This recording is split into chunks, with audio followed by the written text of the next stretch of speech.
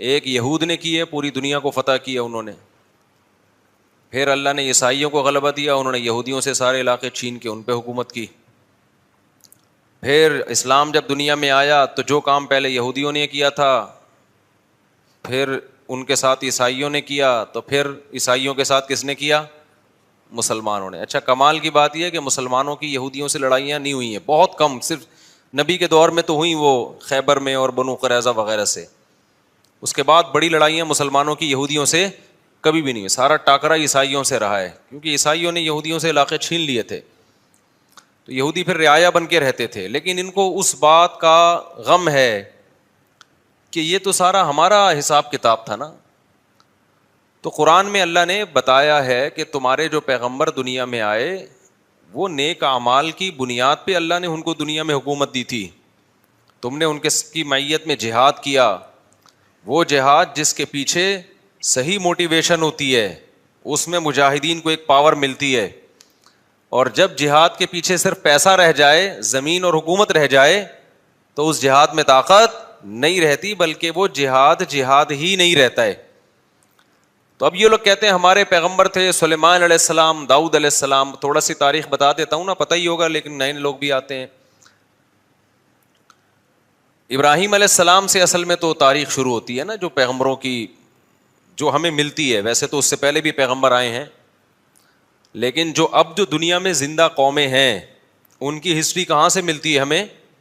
ابراہیم علیہ السلام. اس سے پہلے کی ہمیں ویسے کتابوں میں تو تھوڑا بہت تذکرہ مل جائے گا، من حیث القوم کوئی قوم نہیں ہمیں نظر آتی اب، کیونکہ وہ مذہب سارے یہودیت میں پہلے چلے گئے، اس کے بعد عیسائیت میں، اس کے بعد اسلام میں.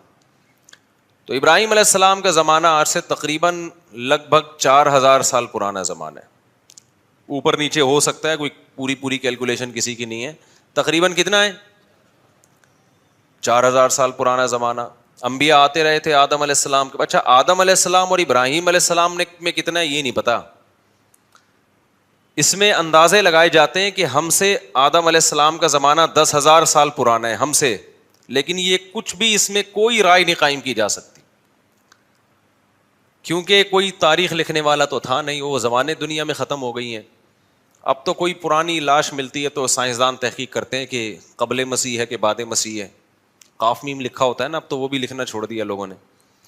تو وہ اس سے پہلے کی بڑی بڑی تاریخیں. بہرحال تو ابراہیم علیہ السلام وہ نبی ہیں جن کو اللہ تعالیٰ نے بہت زیادہ نوازا تھا، کیونکہ بت پرست قوم کے خلاف کھڑے ہو گئے تھے. اور پھر ابراہیم علیہ السلام سے اللہ نے وعدہ کیا تھا کہ آپ کی اولاد میں ہم نبوت کو جاری کریں گے. میں کافی لمبی پہلے بتا چکا ہوں، بہت شارٹ کروں گا تاکہ آج ہمارا یہ ٹاپک نہ رہ جائے. تو ابراہیم علیہ الصلاۃ والسلام کی اولاد میں حضرت اسحاق علیہ السلام پیدا ہوئے، دوسری زوجہ سے اسماعیل علیہ السلام پیدا ہوئے، اور اسحاق علیہ السلام کی اولاد سے پھر 2 زوجہ تھیں، حضرت سارہ اور حضرت ہاجرہ. تو حضرت ہاجرہ سے نبی صلی اللہ علیہ وسلم پیدا ہوئے 2000 سال کے بعد ان کی نسل میں، یعنی ایک ہی پیغمبر پیدا ہوئے حضرت ہاجرہ سے جو محمد صلی اللہ علیہ وسلم تھے، اور مکہ میں جو ان کی اولاد ٹھہر گئی تھی. اور ادھر جو شام، آپ نا میپ کو پڑھا کریں، میپ کے بغیر بہت سارے قرآن کے واقعات سمجھ میں نہیں آتے. تو مجھے بھی میپ پڑھنے سے سمجھ میں نہیں آتے تھے، جب ٹریولنگ کی ہے تو ملک بیٹھنا دماغ میں شروع ہے، کون سا کنٹری کدھر کو ہے. بہت سی چیزیں پڑھنے سے نہیں آتی، ٹریولنگ سے آتی ہیں. اب میں حیران ہوتا تھا یہ مسلمان فوجیں یورپ کیسے پہنچ گئی تھی یار اس زمانے میں. اب جب میں خود گیا تو مجھے خیال ہو جب میں پہنچ سکتا ہوں تو فوجیں نہیں پہنچ سکتی کیا؟ کیا خیال ہے؟ لیکن ہمارا ٹریک تو الگ تھا نا، تو پتہ چلا وہ ادھر سے آئی ہیں، افریقہ کی طرف سے. آپ وہ دیکھیں نا نقشہ تو پتہ چلتا ہے، وہ وہاں سے علاقے فتح ہوتے ہوتے ادھر سے انہوں نے رائٹ پہ، آگے سمندر تھا تو رائٹ پہ ٹرن مارنا پڑا ان کو. رائٹ پہ ٹرن مارا، اٹلی میں گھسے، اٹلی سے آگے پھر جرمنی تھا، فرانس پہ آ کے رک گئے تھے، ورنہ فرانس گیا تھا ہاتھ سے. تو وہ پھر آپس میں ہی بغاوت ہو گئی، آپس میں ہی لڑ پڑے تھے، ورنہ یورپ پہ مسلمانوں کا قبضہ ہو چکا ہوتا. تو لندن گیا تھا صحیح ہے نا، لندن بھی گیا تھا گوروں کے ہاتھ سے. لیکن ہوا یہ کہ آپس میں پھٹا ہو گیا تھا، بغاوت ہو گئی، لڑائیاں ہو گئی 2 کمانڈروں کی. تو یورپ کو پھر چھوڑ دیا، پھر آپس میں الحمدللہ ایسا لڑے. آج تک کیا ہو رہا ہے؟ اللہ کے فضل سے لڑ رہے ہیں الحمدللہ، ہر سطح پہ لڑ رہے ہیں. اللہ تعالیٰ میاں بیوی گھر میں لڑ رہے ہیں, حکومتیں آپس میں لڑ رہی ہیں, دوست دوست سے لڑ رہا ہے, مذہبی اسکالر آپس میں لڑ رہے ہیں. تو اس لڑائی کی وجہ سے غیروں کا بڑا فائدہ ہے, وہ اتحاد کر رہے ہیں. مختلف ملکوں نے کرنسی ایک ایجاد کر لی, ٹھیک ہے نا, پاسپورٹ کی کوئی پابندی نہیں, یورپ نے ایک یونین بنا لی پوری, یہاں سے یہاں جاؤ کوئی مسئلہ نہیں, ادھر جاؤ ادھر جاؤ سب ہمارا ہے, وغیرہ وغیرہ. خیر, تو ابراہیم علیہ السلام کے جو شام میں جو سلسلہ چلا ہے نا, اچھا آج کا جو شام ہے پہلے اتنا نہیں تھا بلکہ یہ بڑا تھا. تو یہ اس میں فلسطین, اسرائیل, یہ سب علاقے آتے تھے. تو بیت المقدس تھا, وہاں پیغمبروں کا سلسلہ شروع ہوا, ہوتے ہوتے ہوتے آپ کو پتہ ہے کہ اسحاق علیہ السلام کی اولاد میں تھے یعقوب علیہ السلام, ان کا لقب تھا اسرائیل. یعقوب علیہ السلام کا کیا لقب تھا؟ اسرائیل. حضرت اسرائیل جو تھے یعقوب علیہ السلام ان کے بیٹے تھے یوسف. اور یوسف علیہ السلام مصر چلے گئے, سورہ یوسف میں ہے نا واقعہ, وہ ایک بادشاہ بن گئے مصر کے. تو بنی مصر کا نقشہ دیکھیں آپ, سعودی عرب یعنی مغرب کی طرف جہاں سورج یہاں ہے نا سعودی عرب, تو سعودی عرب آئے گا پہلے, اس کے بعد مصر آئے گا, اور رائٹ سائڈ پہ ٹرن ماریں گے تو کیا آئے گا؟ اسرائیل آئے گا, فلسطین آئے گا. تو ایسا نہ ہو نکل جائے یہاں پہ گدھے پہ بیٹھ کے, ایسے نہیں جہاز سے ٹرن مارنا پڑے گا آپ کو. تو مصر میں جو ہے نا یوسف علیہ السلام, وہاں کی حکومت ان کے ہاتھ میں آئی. مصر بڑا زبردست ملک تھا, ایک بڑی تہذیب, مصر کی تہذیب بہت پرانی ہے اور بڑے اسٹیبل لوگ تھے. تو وہاں پر یوسف علیہ السلام کی حکومت قائم ہو گئی. یوسف علیہ السلام بہت اقلیت میں تھے نا, وہ تھوڑے سے بنی اسرائیل آئے تھے, 90 کے قریب ان کا خاندان تھا. یعقوب علیہ السلام نے شادیاں بہت کی تھیں, اولاد ان کے بہت تھی. اب یہ انہوں نے کی تھی, اب آپ ان سے پوچھیں. تو یعقوب علیہ السلام کی اولاد میں برکت بہت ہوئی ہے. اس غم میں بھی انہوں نے شادی کی ہے جب یوسف علیہ السلام بچھڑ گئے تھے, اس دوران بھی انہوں نے نکاح کیا ہے. تو یہ ان لوگوں کے مسئلے نہیں تھے, یہ ہمارے مسئلے ہیں کہ ایکچولی کر کے نا, وہ کہتے بھائی غم بھی ساتھ ساتھ جھیلتے رہو اور شادیاں بھی ہوتی رہیں گی, بچے بھی ہوتے رہیں گے, قحط بھی پڑا, اولاد پھر بھی ہوتی رہی. سمجھتے ہو؟ تو یہاں تک کہ جب یوسف علیہ السلام, یعقوب علیہ السلام مصر گئے ہیں نا, جب پتہ چلا بیٹا بادشاہ بن گیا ہے, تو مولانا عبد الماجد دریا آبادی بڑے عالم گزرے ہندوستان میں, جو دنیاوی علوم کے بھی بڑے ماہر تھے. انہوں نے اپنی تفسیر میں لکھا ہے, وہ خود یعقوب علیہ السلام کی اولاد میں بھی انہوں نے اپنا پورا نسب بھی بیان کیا ہے کہ ہمارا نسب اتنی پشتوں میں جا کے یعقوب علیہ السلام سے ملتا ہے. تو انہوں نے یہ لکھا ہے, جو بھی ان کی تحقیق ہوگی, وہ تورات انجیل کے بھی بڑے عالم تھے جو مولانا عبد الماجد دریا آبادی ہے نا, انگلش بھی بڑی اچھی تھی. مولانا شلوری تھانوی رحمۃ اللہ علیہ سے غالباً بیت بھی تھے, وہ بیت تھے, تبھی وہ جگہ جگہ شیخ اور مرشد تھانوی کا لفظ استعمال کرتے ہیں. تو دنیاوی دینی دونوں علوم کے بڑے ماہر تھے, بڑی ریسرچ. انہوں نے لکھا ہے کہ 90 افراد تھے یعقوب علیہ السلام کی, صرف بیٹے, بیٹیاں, بہویں, داماد, یہ ملا کے ٹوٹل کتنے تھے؟ 90. ان کے اکلوتے سربراہ تھے. تو یہ 90 افراد ہجرت کر کے گئے کہاں؟ مصر کی طرف. یہ سارے بنی اسرائیل تھے. سمجھتے ہو گے نہیں سمجھتے؟ جب یہ وہاں گئے ہیں تو اللہ نے ان کو حکومت دی, لیکن تھے منورٹی میں, اقلیت میں تھے. حکومت تو آ گئی, مصر کی خدمت بہت کی, لوگوں میں ان کی عزت, لیکن ظاہر ہے جب آپ اقلیت میں ہوتے ہیں تو آہستہ آہستہ کمزور ہونا شروع ہو جاتے ہیں. غیر قوموں میں حسد ہوتا ہے کہ یہ دوسرے ملک سے آئے ہوئے ہم پہ کیوں حکومت کر رہے ہیں, یہ ادھر سے آئے ہوئے لوگ. اچھا تہذیب ان کی اچھی تھی, مصریوں کو تو غیر مسلم تھے نا, بت پرست تھے وہ, تو بت پرستوں کی ان کے مقابلے میں کیا تہذیب ہوگی؟ پلہ کس کا بھاری تھا؟ تہذیب کے لحاظ سے ان کا بھاری تھا, لیکن اکثریت میں وہ تھے. تو پھر یہ تھوڑا تھوڑا دین سے دور ہونا بھی شروع ہو گئے. جب دین سے بھی دور ہو رہے ہیں, آپ اقلیت میں بھی ہیں, تو آہستہ آہستہ دوبارہ مصریوں کا غلبہ ہونا شروع, اور قوم پرستی کا نعرہ لگایا گیا. یہ بنی اسرائیلی ہیں, ہم قبطی ہیں, یہ غیر ہیں, یہ حالانکہ ابھی غیر ہیں, لیکن انہیں تمہیں بنایا کتنا ہے؟ تمہارے ملک کو قحط سے بچایا ان لوگوں نے, تمہیں تہذیب سکھائی, تمہیں ایمان دیا. نا یہ قوم پرستی انتہائی غلیظ اور بدبودار نعرہ ہے. کتا گلی میں ایک دوسرے کتے کو برداشت نہیں کرتا, بلی برداشت کر لے گی, بلی تھوڑی سی غیرت مند ہوتی ہے. کتا جو ہے نا اتنا وفادار ہو کے بھی ہے کتا ہی وہ. اسلام یہ نہیں کہتا کہ یہ اتنا وفادار ہے تو اب اس کو کتا مت کہو, کہنا کیا پڑے گا اس کو؟ کتا ہی کہنا پڑے گا. وجہ اس کی ہے کہ اس میں کچھ بہت بری خصلتیں بھی ہیں. آگے وہ ابھی میں خصلتوں پر بیان پہلے کر چکا ہوں, ابھی میں نہیں جاؤں گا اس کی طرف. تو خیر اب کیا مسئلہ ہے؟ تو بنی اسرائیل جب یہاں گئے ہیں آہستہ آہستہ آہستہ حکومت ان کے ہاتھ سے نکلنا شروع, اور گناہوں میں بھی جانا شروع ہو گئے. جائز ہے جب حکومت میں آتے ہیں تو عیش و عشرت بھی بڑھتا ہے. بالآخر فرعون, اس زمانے میں مصر کا جو بھی بادشاہ اس کو فرعون ہی کہا جاتا تھا, تو وہ والا فرعون جس کا قرآن میں تذکرہ ہے وہ ان پر بالآخر غالب آ گیا, اور وہ ہے ویسے ہی تحریکیں چلنا شروع ہو گئیں جیسے مودی صاحب کی تحریکیں ہیں. یہ اقلیت میں ان کو مارو, ان کو پیٹو, ان کو یوں کرو, ان کو یوں کرو, ہندوستان میں مسلمان بیچاروں کے ساتھ ہو رہا ہے اس وقت. تو ظلم شروع ہوا فرعون کا, اور قرآن کہتا ہے کہ ایسا سخت ظلم بنی اسرائیل کے اوپر کہ یقتل ابناءہم ویستحیی نساءہم, مردوں کو قتل کر دیا جاتا تھا, عورتوں کو چھوڑ دیا جاتا تھا تاکہ ہم ان سے اپنی نسل ان سے پیدا ہو ہماری, یا ان کو ہم لونڈی بنائیں, غلام بنائیں. تو فرعون کو کہیں خواب آیا کہ میری, وہ نجومیوں نے نہیں بتایا تھا, نجومی جھوٹ بولتے ہیں, نجومیوں کو کچھ بھی نہیں پتا ہوتا, تو زیادہ راجح بات اس میں یہی کہ خواب آیا تھا فرعون کو, اس کو خواب آیا یا کسی نے ماہرین نے پیش گوئی کی ہوگی کہ لگتا ہے کہ یہ قوم میں لیڈر کی صلاحیت ہے, انہی کا کوئی شخص اٹھ کے تمہارا تختہ الٹے گا, تو تم اتنا ظلم کر رہے ہو نا. تو فرعون نے کیا کیا, ظلم کم کرنے کے بجائے بڑھا دیا. تو اب قرآن میں اس کا تذکرہ اللہ تعالیٰ نے سورہ قصص میں ذکر کیا ہے, وہ میں انشاءاللہ بعد میں یہ 21ویں رات سے جو ہے نا, جب دوسرے لوگ بھی آ جائیں, اعتکاف والوں کی تعداد بڑھ جاتی ہے, تو کچھ مضامین ان کے لیے رکھے ہوئے. تو بالآخر موسیٰ کلیم اللہ پیدا ہوئے, اور اللہ نے موسیٰ علیہ السلام کو فرعون کے محل میں پلایا, اور پھر موسیٰ علیہ السلام کو نبوت ملی, اور پھر بالآخر فرعون کو اللہ تعالیٰ نے دریا میں غرق کر دیا, اور فرعونی کیا ہو گئے, ایک بھی بندہ نہیں بچا, سارے ہی مار دیے اللہ تعالیٰ نے, ٹھیک, جتنے بھی تھے.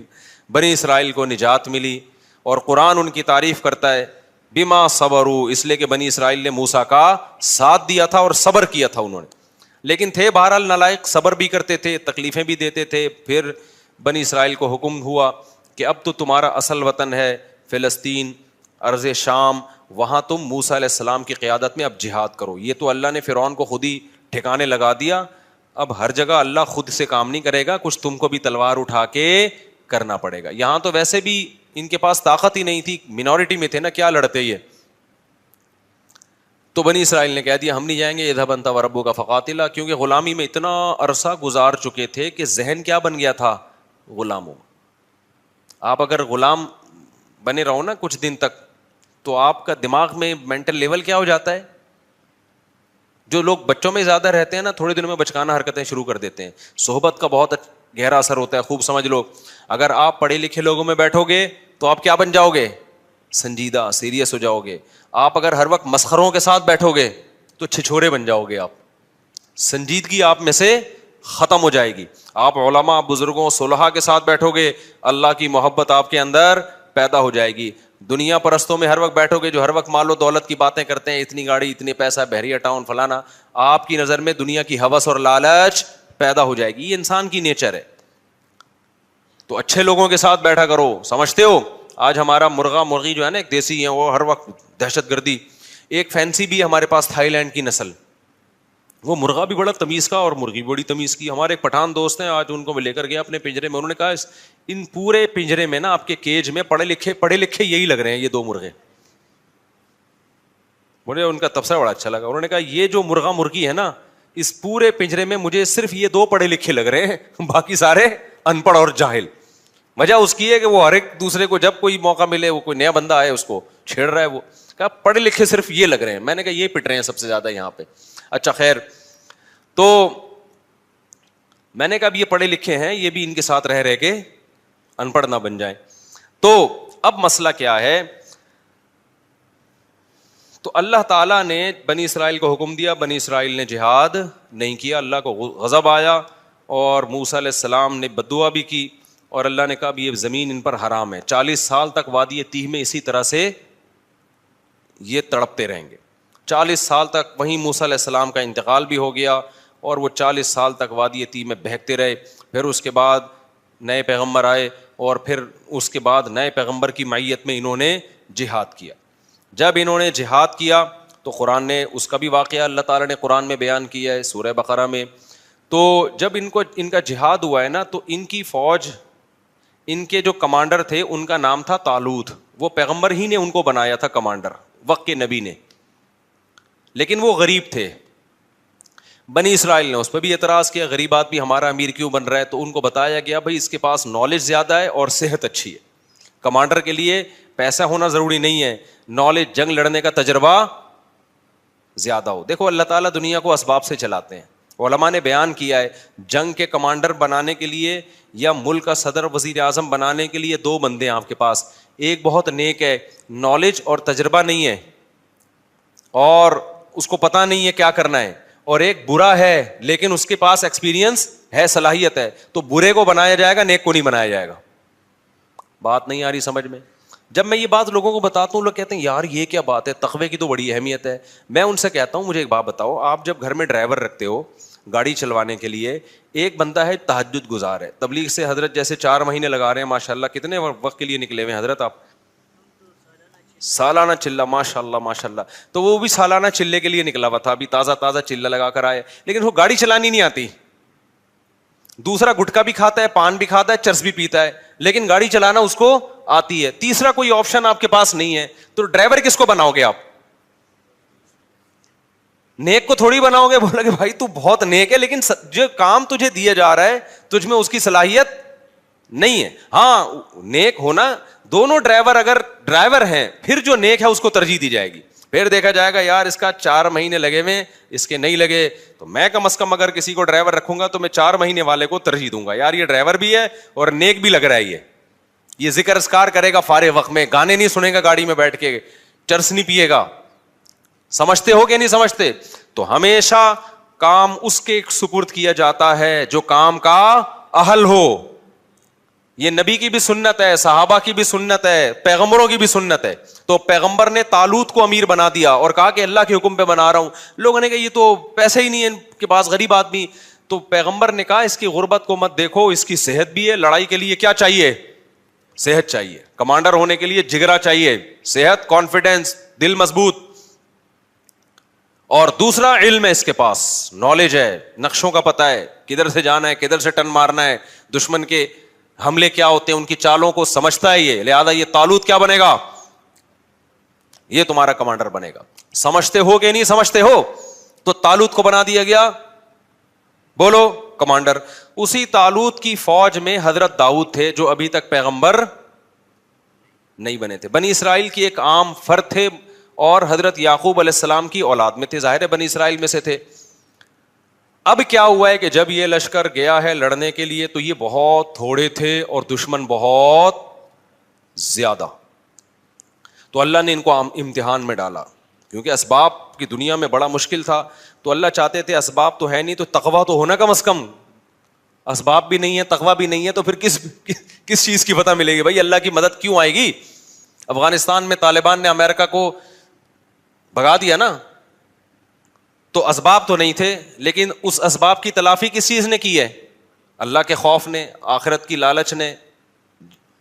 تو دونوں ہی چیزیں نہ ہوتی تو پھر پلڑا کس کا غالب تھا؟ اللہ کہتا ہے وہ بھی ایسے ہی تم بھی ویسے ہی, تو پاور تو اس کے پاس ہے, تو تمہیں کس بات کی میں فتح عطا کروں؟ سمجھتا نہیں ہے نا بات کو. تو دونوں ہی چیزیں اگر مارکیٹ سے شارٹ ہوں تو پھر میرے بھائی گھر پہ آرام سے بیٹھ کے اللہ اللہ کرنا چاہیے, بڑے بڑے کاموں کا نہیں سوچنا چاہیے. تو خیر اب کیا تھا, اللہ میاں نے ان کو آزمایا کہ ان کا تقویٰ چیک کرنا ہے. تو پیغمبر نے ان کو بتا دیا, طالوت کو بتا دیا, اور طالوت نے پھر لوگوں کو بتا دیا کہ بھائی دیکھو یہ پانی آئے گا, نہر آئے گی, شدید پیاس لگے گی, لیکن اس نہر سے پانی پینا نہیں ہے, برداشت کرنا ہے اللہ کے لیے. جس نے پانی پی لیا تو اس کا مجھ سے کوئی تعلق نہیں ہے, جو پانی نہیں پئیں گے وہ میرے ہیں. یہ بڑی آزمائش تھی. قرآن کہتا ہے بنی اسرائیل میں اکثر نے پانی پی لیا. اکثر نے کیا کر لیا؟ پانی پی لیا. گناہ کیا, اللہ کی نافرمانی کی, اس کا نتیجہ یہ نکلا آخر جو دشمن جو تھا نا اس کے کمانڈر کا نام تھا جالوت. وہ بڑا پاورفل آدمی, اس کے پاس بڑی فوج تھی. تو اس گناہ کی نحوست یہ ہوئی کہ جن نے پانی پیا انہوں نے کہہ دیا کہ ہم میں اس سے لڑنے کی طاقت نہیں, ہمارے حوصلے پاس بھائی, یہ بہت بڑی جماعت ہے, ہم نہیں لڑ سکتے, نکلو بھاگو. اس سے کیا پتہ چلتا ہے؟ جہاد میں, جنگ میں گناہ جو ہے نا, اللہ کی نافرمانی, اس کی نحوست پڑتی ہے. صرف جہاد میں نہیں, جو بھی بڑے کام ہے نا, حوصلے والے کام, وہ حوصلے والے کام گناہگار لوگ نہیں کر پاتے, وہ پرہیزگار لوگ کر پاتے ہیں. خدا کا خوف ہوتا ہے نا, گناہ سے بچتا ہے, اس کی ایک الگ سے موٹیویشن ملتی ہے انسان کو, حوصلہ ملتا ہے اللہ کی طرف سے. گناہگار لوگوں کے حوصلے کیا ہوتے ہیں؟ پست. وہ مشکل موقعوں پہ پتلی گلی سے بول لیا کرو نا زبان سے یار, نکل جاتے ہیں. جب مشکل موقع آئیں گے نا نکل لے گا پتلی گلی سے. تو انہوں نے بھی یہی کیا. وہ اب اور مشکل ہو گئی. جنہوں نے پانی نہیں پیا تھا وہ کیا تھے؟ بہت تھوڑے. وہ اور تھوڑے رہ گئے, ان کے تو حوصلے پست ہو گئے. لا طاقت لنا اليوم بجالوت وجنودی, ہم میں جالوت اور اس کے لشکر سے لڑنے کی پاور نہیں ہے. اب ہونا کیا چاہیے تھا کہ جو تھوڑے سے رہ گئے تھے وہ اپنے کمانڈر طالوت سے جا کے کہتے کہ حضرت ہم تو پورے لشکر کو دیکھ کے آئے تھے کہ یہ سب لوگ ہمارے ساتھ ہیں, جب آدھے سے زیادہ لوگوں نے حوصلے پست ہو گئے ہیں تو کائنڈلی اب ہمارا لڑنا بنتا نہیں, اب ہمیں بھی یہ مروائیں گے, لہذا اب ہم اکٹھے کیا کرتے ہیں, یہاں سے واپس چلتے ہیں, عزت اسی میں. لیکن نہیں, انہوں نے گناہ کیا تھا نا, اس کی نحوست. انہوں نے نیکی کی تھی, پیاس کے باوجود پانی نہیں پیا. یہ تعویل نہیں کی کہ یار پانی پئیں گے تو لڑیں گے نا, نہیں بھائی, جب اللہ نے کہہ دیا پیاسے لڑو تو بس اللہ فتح دے گا اسی میں. تو تقویٰ تھا تو اس کی برکت ان کے حوصلے پست ہونے کے بجائے بڑھ گئے. انہوں نے کہا تھوڑے سے ہیں, لڑیں گے انشاءاللہ.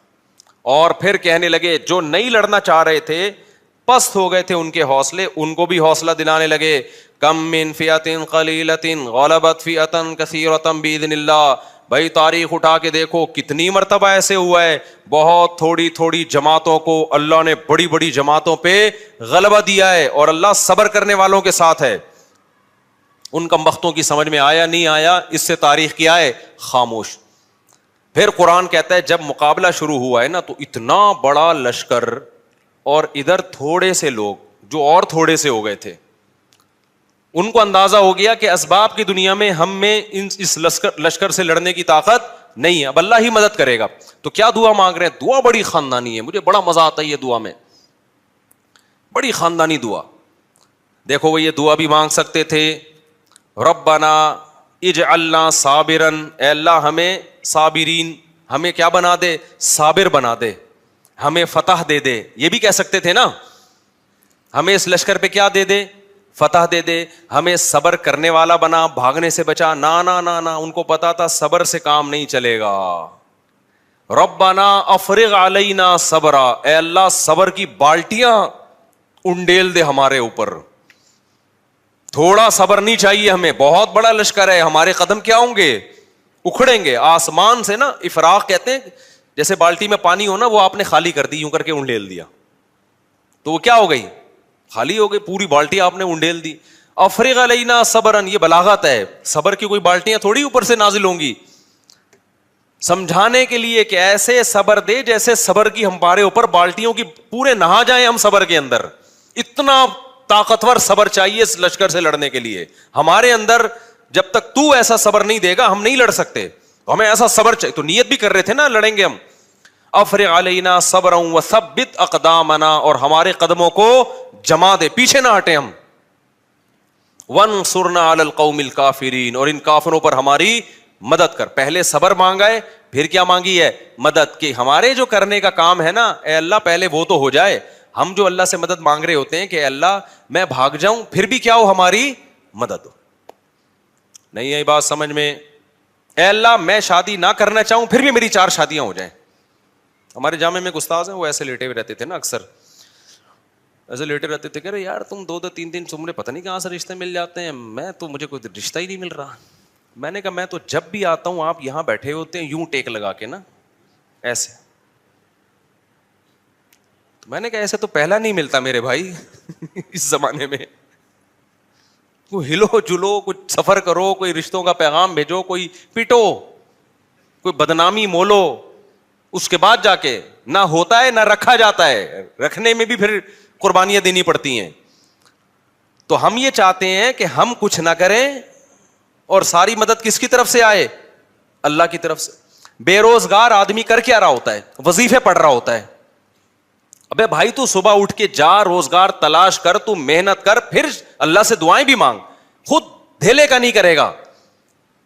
لڑائیاں گھروں میں ہو رہی ہیں, اس لڑائی پہ غور کر کے کہ اس کی ریزن کیا ہے, لڑائی کیوں ہو رہی ہے. میرے اندر خرابی ہے تو میں اس خرابی کو ٹھیک کروں, اس کے اندر خرابی ہے تو اس کی اصلاح کی کوشش کی جائے. اس کے بعد اللہ سے دعا مانگی جائے. اس خرابی کی اصلاح کی کوئی کوشش نہیں کرتا اور ڈائریکٹ وظیفوں پہ آئے ہوئے ہوتے ہیں. سیٹ کس پہ ہو گئے ہیں؟ اولاد آپ کی بگڑ رہی ہے, تھوڑا سا ٹائم نکال کے غور کرو, یار میری کوئی خرابی تو نہیں ہے جس کی وجہ سے بچے بگڑ رہے ہیں, کہیں میرے اندر تو کوئی خرابی نہیں ہے, میں نے ٹائم نہیں دیا ان کو, ان کی تربیت کی, محبت سے کوشش نہیں کی. آپ نے پوری کوشش کی پھر بگڑے تو اللہ سے دعا مانگے. اپنا کوئی ذمہ داری پوری نہیں کرنی اور ڈائریکٹ ڈال کس پہ دینا ہے.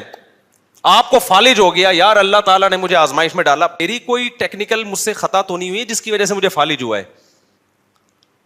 میں روزانہ 6 انڈے کیوں کھا رہا تھا, میں گائے کا گوشت کیوں کھا رہا تھا, میں اتنی چینی کیوں کھا رہا تھا, میں کر کیا رہا تھا, میں جو اتنی خوراک بنتی ہے, صبح شام پھوڑے جا رہے ہیں اور پھر اس کے بعد دھماکے کے ساتھ پھٹ پھٹا کے کیا ہو جاتے ہیں, ہلاک ہو جاتے ہیں. پھر لوگ کہتے ہیں اللہ کی یہی مرضی تھی, اللہ کی یہی مرضی تھی اس قسم کے لوگوں کے ساتھ, ٹھیک ہے نا, کہ وہ اسی طرح پھٹیں. ہاں کچھ ہوتے ہیں احتیاط کر رہے ہوتے ہیں پھر بھی اٹیک ہو جاتا ہے, وہ اللہ کی مرضی ہے. تو اپنا کام میرے بھائی پورا کرنا ہے, پھر بھلے پھٹ بھی جاؤ اور آدھا اللہ نہ کرے کسی کو فالج ہو, کچھ بھی ہو, پھر چلو اللہ کی طرف سے صبر کی توفیق بھی ملتی ہے. تو ہمارے یہاں ایسا کچھ بھی نہیں ہے, سارے الٹے کام کر کے پھر ڈالتے کس پر ہیں, اللہ میاں پہ ڈالتے ہیں کہ یار وہاں سے مسئلہ خراب ہو رہا ہے. اچھا خیر, تو اب انہوں نے کیا دعا مانگی اللہ سے یہ سمجھنے کی ہے. انہوں نے ڈائریکٹ یہ نہیں کہا اللہ ہمیں ہماری مدد کر, پہلے کہ اللہ ہمارے قدم تو جما, کیونکہ جن کے قدم جمتے ہیں مدد انہی کے ساتھ ہوتی ہے, بھگوڑوں کے ساتھ مدد نہیں ہوتی. تو پہلے اللہ جو ہماری ذمہ داری ہے نا وہ ہم سے پوری ہو جائے, ہم بھی نیت کر رہے ہیں تو بھی توفیق دے. اور قدم جمنے سے پہلے کیا ہے, جن کو صبر کی توفیق نہیں ملتی ان کے قدم نہیں جمتے, تو ہمیں صبر کی توفیق بھی چاہیے. اور نمبر 2, صبر بھی معمولی نہیں, صبر کی بالٹیاں ہمارے اوپر انڈیل دے. پھر آخر میں کہہ رہے ہیں کہ وانصرنا علی القوم الکافرین, ان کافروں پر ہماری مدد کر. تو بڑے جگر سے لڑے نا وہ لوگ, اور لڑنے کے بعد قرآن کے الفاظ ہیں, اسی لشکر میں ایک داؤد بھی تھے. ایک تو ان تھوڑے سے لوگوں کا اتنے بڑے لشکر سے لڑنا یہ اللہ کی رضا کے لیے. پھر ایسے موقع پہ ہر آدمی کی کوشش ہوتی ہے میرا ٹاکرا کمزور کے ساتھ ہو, کیا خیال ہے, تاکہ میں کم از کم سیو سائڈ پہ رہوں. 2-4 پتلے پتلے لوگوں کو میں ڈیلیٹ کر کے آ کے طالوت کو بتاؤں گا کہ میں نے 6 بندے مارے, میں نے اس لڑائی میں میں نے 8 بندے مارے. ایسے باریک باریک میں لوگوں کو کیا کروں گا, تلاش. لیکن جو حضرت داؤد تھے انہوں نے کس کو ہدف بنایا, کمانڈر جالوت کو. ظاہر ہے وہ سب سے زیادہ پاورفل تھا, تو ہدف کس کو بنا رہے ہیں کہ میرا ٹاکرا کس سے ہوگا, جالوت سے ہوگا. تو اللہ کو یہ ادا بڑی پسند آئی. قرآن کہتا ہے وقتل داؤد جالوتا, داؤد نے کس کو قتل کیا, ڈائریکٹ جالوت کو جا کے قتل کیا. کہ چھوٹے موٹے کام کرنے کا نہیں ہے, جب بڑی جنگ ہے تو پھر کام اور رامے بھی بڑے ہوں گے. تو جا کے کیا, اس لیے میں کہتا ہوں ایک نہیں کرو, کرو تو 4 کرو ورنہ کمارے رہو. استغفر اللہ, یہ پھر موضوع ادھر کو کہاں گیا. اچھا خیر, تو کچھ کر کے جاؤ نا دنیا میں, پتا تو چلے کچھ الٹا کر کے گیا ہے, سیدھا کر کے گیا ہے, کیا کر کے گیا. لوگ باتیں, غیبت بھی ہوگی, برائیاں بھی ہوں گی, پٹو گے بھی, لیکن بدنام جو ہوں گے تو کیا نام نہ ہوگا, کیا خیال ہے بھائی. ایسا ہی تو یہ تو سب ایک ایک کر کے جا رہے ہیں دنیا سے. اچھا استغفر اللہ, حقوق بھی ہے اس پہ, پھر وہ پھر میں کبھی اس وقت بیان کروں گا انشاءاللہ. تو قتل داؤد جالوتا, قرآن کیا کہتا ہے, داؤد علیہ السلام نے کیا کیا, ڈائریکٹ ہدف کس کو بنایا ہے, جالوت کو مار دیا اس کو. اللہ کو یہ ادا پسند آئی. فآتاہ اللہ الحکمہ, اللہ نے آپ کو حکمت بھی دی, نبوت بھی عطا کر دی. وعلمہ مما یشاء, اور جو کچھ اللہ نے چاہا آپ کو سکھایا. اب اس واقعے کے بعد بنی اسرائیل کے کمانڈر کون بن گئے, ظاہر ہے پیغمبر نے بھی دیکھا نا بھائی یہ ہیں اصل کم. پہلے یہ میرٹ کی بیس پہ سلیکشن ہو رہی ہے, کس کی بیس پہ ہو رہی ہے, بولو نا. کوٹا سسٹم نہیں تھا بنی اسرائیل میں اس زمانے میں کہ ہمیں کمانڈر بنانے کے لیے بنی اسرائیل کے وہ کتنے تھے, ان کی جماعتیں 12 قبیلے تھے نا, تو 12 قبیلوں میں ہر قبیلے کے اتنے کوٹے ہیں, اتنے لوگ ہوں گے. اب چونکہ اس قبیلے کا بن چکا ہے تو اگلا اس قبیلے کا. یہ کوٹا سسٹم بنی اسرائیل میں نہیں تھا, ان میں کیا تھا, میرٹ کی بیس پہ, صلاحیت کی بیس پہ. دیکھا بھائی جالوت میں داؤد میں سب سے بہتر صلاحیت ہے, تو اب بنی اسرائیل کے چیف آف آرمی اسٹاف کون ہوگا, آرمی چیف کون ہوگا, داؤد ہوں گے. اب داؤد علیہ السلام نے جو پہلی دفعہ اتنی قربانی دی تھی تو اللہ کے خوف سے دی تھی نا, تو ان میں اللہ کا خوف بھی تھا, تقویٰ پہلے سے موجود تھا. تو بالآخر بنی اسرائیل کے بادشاہ کون بن گئے؟ بولو نا, تمہارے چپ کیوں بیٹھے ہوئے ہو؟ داؤد علیہ السلام بن گئے. داؤد علیہ السلام نے خلافت سنبھالتے ہی کام کیا شروع کیا, اقدامی جہاد, جس پہ آج یہودی اور عیسائی مسلمانوں پہ اعتراض کرتے ہیں کہ تم لوگوں نے تو علاقے کے علاقے فتح کیے. اللہ نے داؤد علیہ السلام کو حکم دیا کہ آپ نے اب علاقوں کے علاقے کیا کرنے ہیں؟ تلوار کی زور سے فتح کرنے, وہاں پر اللہ کا حکم نافذ کرنا ہے. کسی کو تلوار کی طاقت سے یہودی یا مسلمان نہیں بنانا آپ نے, ہاں حکم کس کا نافذ کرنا ہے؟ اللہ کا. داؤد علیہ السلام نے جہاد شروع کیا. بڑی ٹینشن یہ تھی کہ بڑی بڑی جماعتوں سے, بڑے بڑے قبیلوں سے مقابلہ ہوتا تھا, تیر بھی لگتے تھے, تلواریں بھی چلتی تھیں, زخمی بہت ہوتے تھے. اللہ نے داؤد علیہ السلام کے ذریعے بنی اسرائیل کی حکومت قائم کرنی تھی دنیا میں. اللہ نے داؤد علیہ السلام کو معجزے دینا شروع کر دیے. سب سے پہلا معجزہ, آپ کے ہاتھ میں لوہا پگھلا دیا اللہ تعالیٰ نے. جس طرح سے چاہیں لوہے کو کیا کر لیں, موڑ لیں. بڑی بڑی زرہیں بنانا شروع کی داؤد علیہ السلام نے, ڈھالیں بنانا شروع کی تاکہ جنگوں میں دفاع ہو. لِتُحْصِنَكُم مِّن بَأْسِكُم, قرآن کہتا ہے داؤد کے ہاتھ میں ہم نے لوہے کو پگھلا دیا تاکہ وہ تمہیں جنگوں میں حفاظت کرے. تو پھر داؤد علیہ السلام کو اللہ نے دولت بھی بہت دی. جب دولت بہت دی تو پھر شادیاں بھی انہوں نے بہت کی. وہ ہماری طرح نہیں تھے کہ ایک بیوی ایک بچے. جب وسائل ہے تو بھائی حلال کیا ہے, تو بہت ساری شادیاں کی. تورات اور انجیل میں ہمیں ملتا ہے کہ بہت ساری بیویاں تھیں داؤد علیہ السلام کی, معذرت کے ساتھ. سمجھتے ہو, انہوں نے معذرت کے ساتھ نہیں کی, یہ میں آپ سے معذرت کر رہا ہوں کہ میں بیان کیوں کر رہا ہوں. تو داؤد علیہ الصلوۃ والسلام کو اللہ نے پرندوں کی بولیاں بھی سکھائیں. داؤد علیہ السلام کے معجزوں میں جیسے یوسف علیہ السلام کا معجزہ تھا خوبصورت چہرہ, حسن اللہ نے دیا, تو داؤد علیہ السلام کا معجزہ کیا تھا؟ بولو نا, خوبصورت آواز. بہت خوبصورت آواز میں وہ زبور کی تلاوت کیا کرتے تھے. اللہ نے ایک مستقل کتاب بھی دی داؤد علیہ السلام.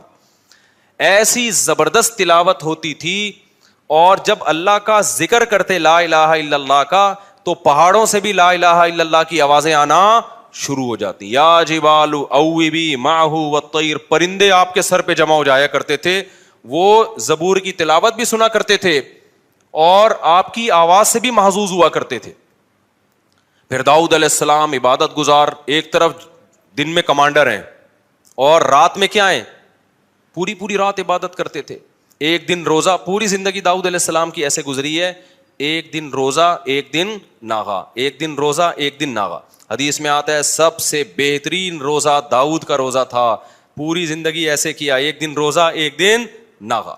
اگر ہمارے کوئی ڈاکٹر صاحب اس زمانے میں ہوتے تو ڈاکٹر صاحب کیا کہتے داؤد علیہ السلام سے, کیونکہ آپ نے ایکچولی لڑنا بھی ہے, آپ کی بیویاں بھی اتنی ساری ہیں, تو آپ ایسا کریں کہ صبح ناشتے میں آپ یہ لیا کریں. ناشتہ بہت ضروری ہے داؤد علیہ السلام, ناشتے کے بغیر زندگی بولو نا نہیں ہو سکتا. ایکچولی کچھ نہ کچھ ناشتہ ہونا چاہیے.